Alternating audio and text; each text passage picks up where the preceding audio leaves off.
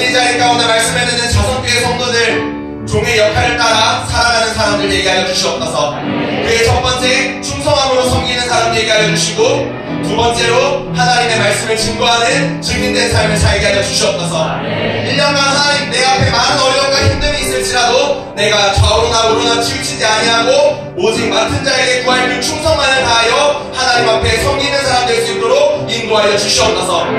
그리고 하나님의 복음을 온전히 알고 이해하여서 내 옆 사람에게 하나님의 복음을 있는 그대로 증거할 수 있는 증인된 삶을 살 수 있도록 또한 힘써 주시옵소서.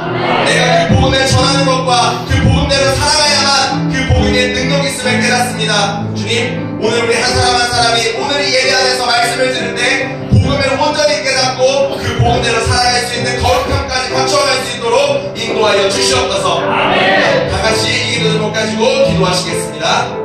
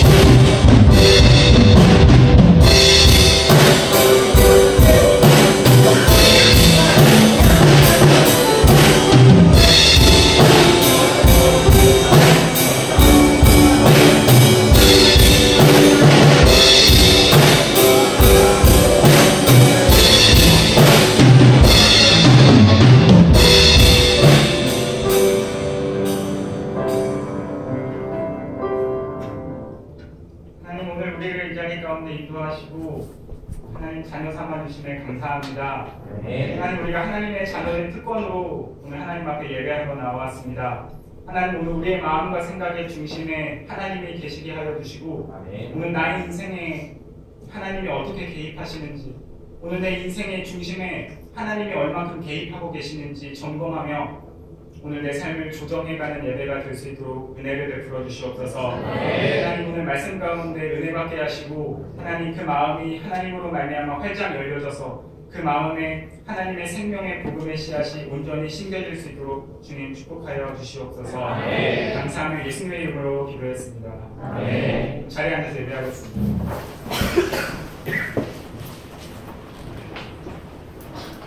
네.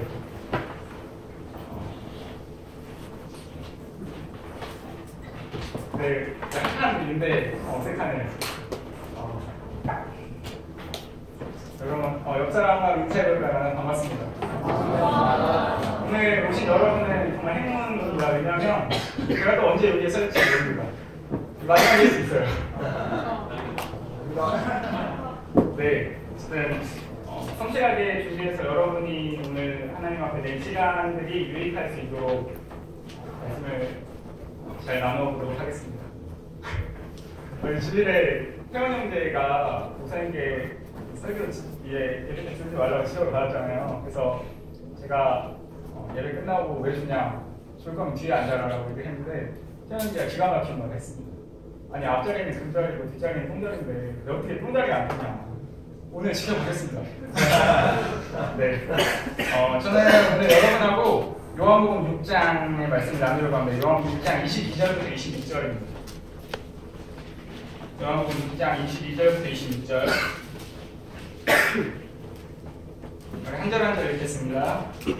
이튿날 바다 건너편에 서 있던 우리가 배 한 척 외에 다른 배가 거기 없는 것과 또 어제 예수께서 제자들과 함께 그 배에 오르지 아니하시고 제자들만 가는 것을 보았더니, 그러나 유대야에서 배들이 주께서 축사하신 후 여럿이 밥 먹던 그곳에 가까이 왔더라. 우리가 거기에 예수도 안 계시고 제자들도 없음을 보고 곧 배들을 타고 예수를 찾으러 가버나움으로 가서 바다 건너편에서 나 라비여 언제 여기 오셨나이까 하니, 예수께서 대답하여 이르시되 내가 진실로 진실로 너희에게 이르노니 너희가 나를 찾는 것은 표적은 볼 까닭이 아니요 떡을 먹고 배부른 까닭이로다.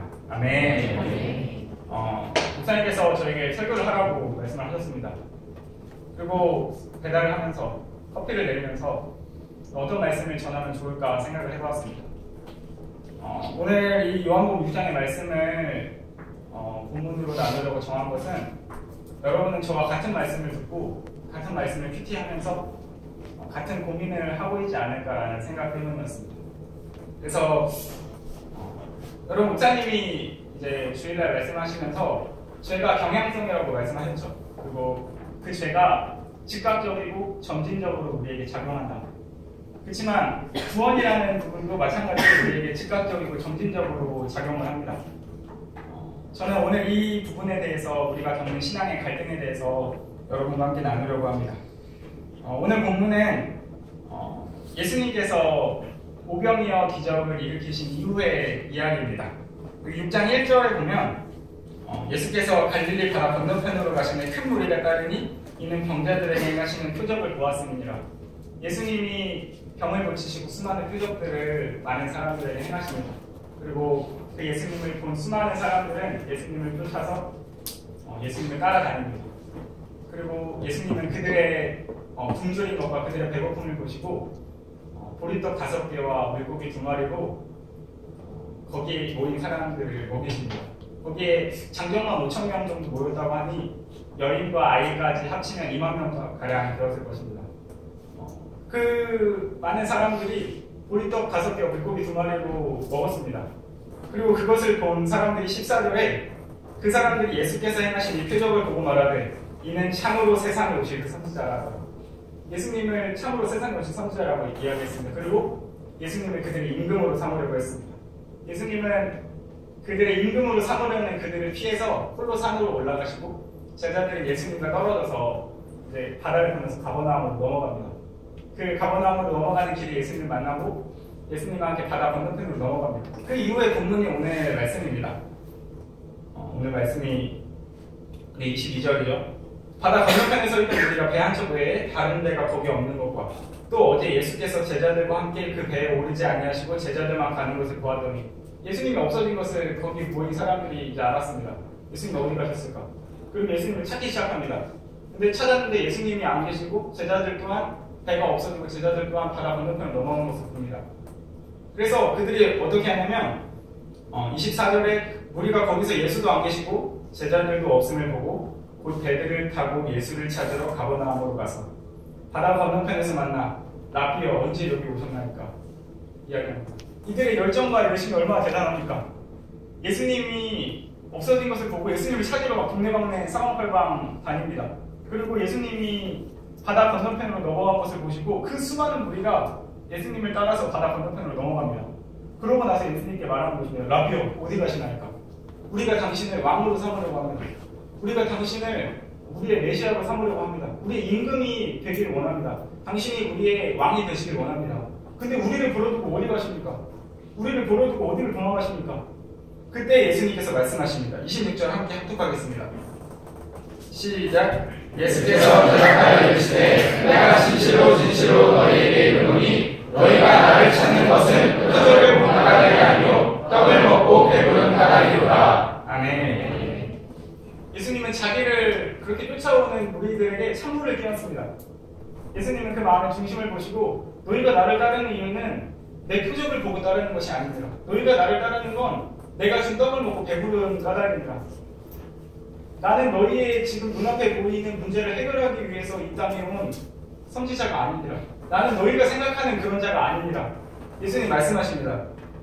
당시 이스라엘 백성들은 우리가 일제치하에 많은 고난을 당했던 것처럼 로마의 압제 가운데서 고난을 당했습니다. 그들의 역사를 보시면 알겠지만 전쟁의 역사고 핍박의 역사입니다. 출애굽기에 애굽부터 시작해서 바벨론, 헬라, 페르시아, 로마 수많은 강대국들이 이스라엘을 둘러싸고 있었고 그 나라들이 이스라엘을 겁박하고 핍박하면서 지금의 예수님 시대까지 온 것입니다. 오죽하면 그들의 인사가 샬롬이었습니다. 평안하십니까? 평안을 바라는 마음이었습니다. 우리가 못 먹고 살 때 우리의 인사가 식사하셨습니까? 였던 것처럼 그들의 인사는 샬롬이었습니다. 그래서 그들을 정치적으로, 경제적으로 분노하게 만들고 지금 이 상황을 해결해주고 지금 우리의 이 고통과 압제에서 우리를 일으킬 메시아를 간구했습니다. 그리고 성경에서 하나님은 그 메시아가 올 것을 예정하시고 그들에게 약속하셨습니다. 그런데 오늘 예수님의 모습을 보니 아까 15절 말한 것처럼 세상에 오실 참으로 그 선지자라. 야, 그 성경에서 약속한 메시아가 저기 있다. 성경에서 약속한 메시아가 저기 있다. 우리의 병을 고쳐주고 우리의 모든 필요를 채워주고 안진뱅이를 일으키고 죽은 자를 살리고 우리의 모든 배고픔과 모든 아픔을 예수님이면 해결할 수 있다. 야, 저 정도 능력을 가졌으면 우리를 이 어려움과 이 고통에서 해결할 수 있겠다. 이야기한 것입니다. 근데 그들에게 예수님이 뭐라고 하십니까? 너희가 나를 따르는 것은 내가 누군지 몰라서 나를 따라오는 것이니라. 너희는 지금 눈앞에 보이는 이것을 보고 나를 따라오는 것이니라 라고 말씀하십니다.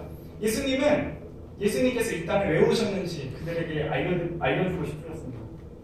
그래서 오늘 냉정하게 책망하시는 것입니다.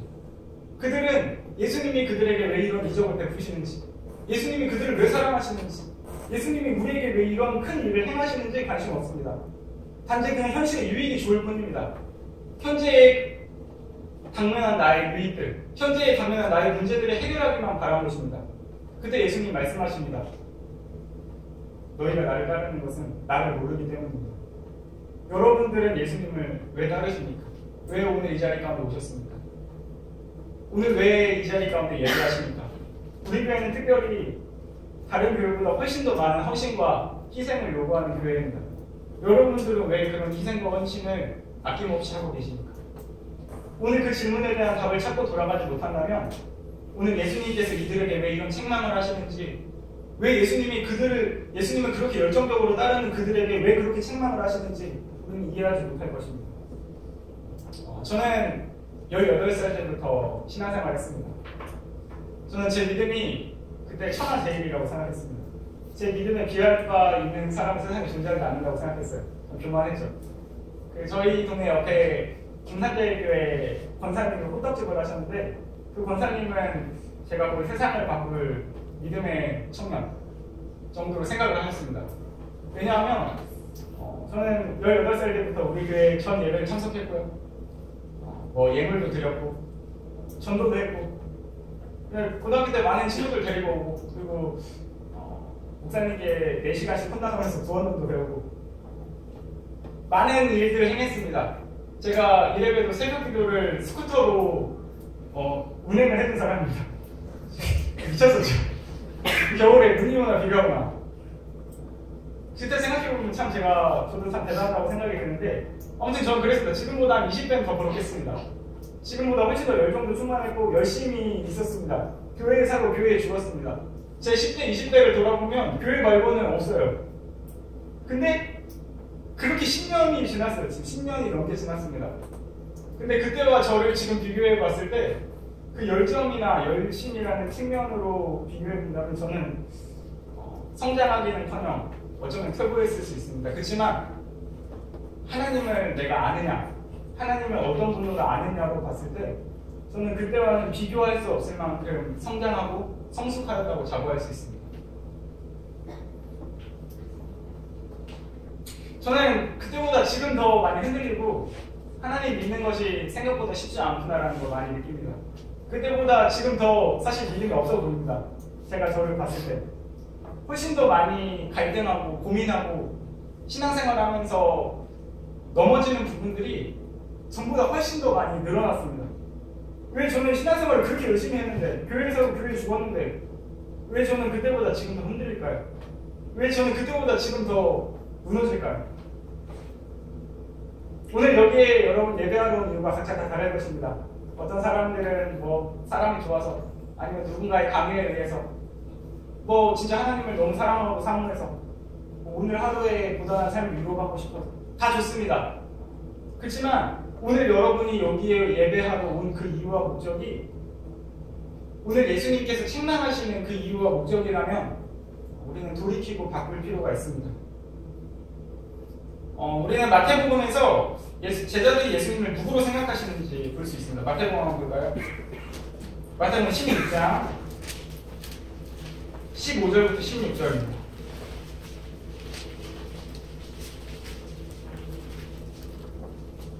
찾았으면 같이 읽겠습니다. 시작.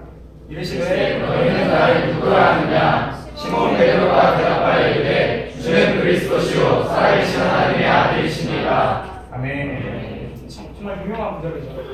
예수님께서는 이 베드로의 신앙 고백을 크게 칭찬하셨습니다. 그리고 자신의 교회를 이 신앙 고백 위에 세우겠다고 말씀하셨습니다. 그런데 중요한 것은 베드로의 신앙 고백이 베드로의 열심과 열정으로 비롯되지 않았다는 사실입니다. 베드로가 예수님의 수제자라서 예수님 저들이 다 예수님 부인해도 저는 예수님 부인하지 않겠습니다. 예수님 제가 목숨보다 예수님 사랑합니다 라고 이야기해서 베드로가 그런 신앙 고백을 한 것이 아니라고 예수님 말씀하십니다. 이것을 내게 알게 하는 혈육이 아니라 하늘에 계신 하나님이시니라. 네가 열심히 해서 노력해서 성실히 해서 열정을 다해서 믿음으로 충만하면서 네가 그것을 깨달은 것이 아니라 하나님께서 너에게 그것을 깨닫게 하셨느니라. 하나님이 너에게 그것을 알게 하셨느니라 라고 이야기합니다. 그리고 그걸 우리가 이것이 무슨 말인지 예수 그리스도의 십자가 앞에서 적나라하게 봅니다.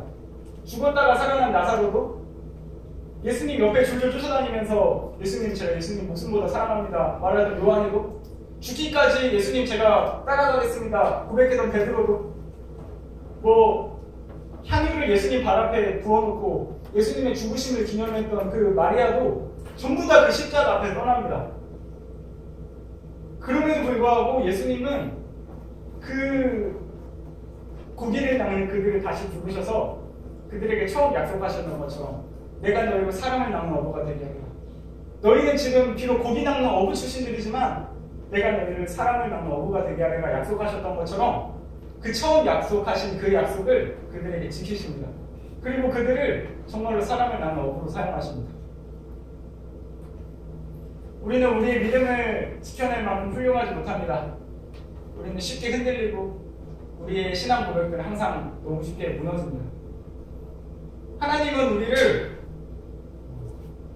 너무 많이 깊게 사랑하시는데 우리는 그 하나님의 사랑에 비해 너무도 초라하고 부족한 사람들입니다. 어쩌면 이 오병이어 기적 이후에 예수님을 쫓는 사람들처럼 한편으로는 내 마음의 이익과 내 마음의 유익을 쫓아서 예수님을 따라가는 사람일 수 있습니다. 그렇지만 우리의 삶은 그것으로 끝이 아닙니다. 어제 아니죠. 저번주에 진호가사 설교했던 것처럼 우리는 자라나고 성장해야 할 시간이 있습니다. 오늘 예수님의 이 불같은 책망이 우리의 나약함이 우리의 끝이 아니고 우리의 결론이 아닙니다. 여러분 고린도전서 한번 보겠습니다.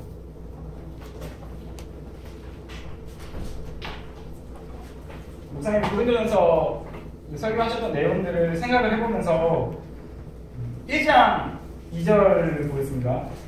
제가 읽겠습니다. 고린도에 있는 하나님의 교회 곧 그리스도 예수 안에서 거룩하여지고 성도라 부르심을 받은 자들과 또 각 처에서 우리의 주 곧 그들과 우리의 주 되신 예수 그리스도의 이름으로 부르는 모든 자들에게. 이게 누구냐면 바울의 편지 수신자를 이야기하고 있는 거죠. 바울은 고린도 교회에 편지하고 있고 그 고린도 교회를 바울이 뭐라고 표현하냐면 하나님의 교회 곧 그리스도 예수 안에서 거룩하여지고 성도라 부르심을 받은 자들이라고 이야기합니다. 이 얼마나 멋있는 수식입니까? 이거보다 더 멋있는 표현을 어떻게 사람에게 붙일 수 있겠습니까? 야 너희는 하나님의 교회니라. 너희는 그리스도 안에서 거룩하여진 자들이니라. 너희는 하나님이 세상에서 성도로 부르심을 불러낸 자들이니라. 너희는 이런 자들이니라.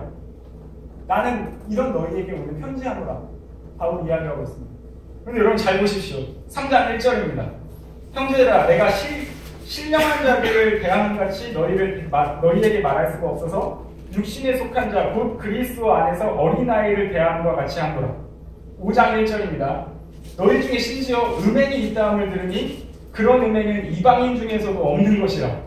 누가 그 아버지의 아내를 취하였다 합니다. 여러분 오늘 이 책망을 듣는 자들이 누구입니까? 하나님의 교회입니다. 너희 중에 음행이 있노라. 내가 너희를 신령한 자들처럼 말할 수가 없어서 어린아이처럼 어린아이 대하듯이 말하노라. 너희 안에 음행이 있는데 이 음행은 세상도 안 하는 음행이니라. 라고 책망받는 그들이 누구입니까? 오늘 1장 2절에 하나님의 교회입니다. 이것이 우리가 신앙 가운데 갈등하는 부분입니다.